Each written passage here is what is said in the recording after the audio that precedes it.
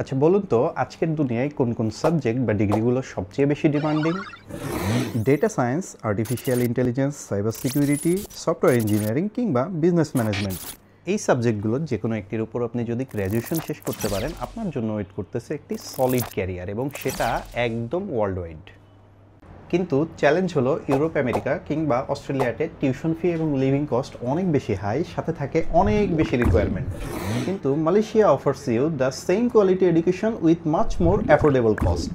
মালয়েশিয়াতে পড়াশোনার আরেকটা বড় প্লাস পয়েন্ট হচ্ছে without IELTS admission, globally recognised degree, and Bangladesh থেকে মালয়েশিয়া কালচারালি এবং জিওগ্রাফিক্যালি খুবই কাছাকাছি। So Y wait?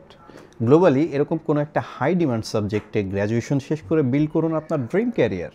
যে কোনো পরামর্শের জন্য আমাদের ফেসবুক পেজে যে কোনো সময় নক দিতে পারেন, অথবা আমাদের স্ক্রিনে দেওয়া নাম্বারে যে কোনো সময় কল করতে পারেন। ধন্যবাদ।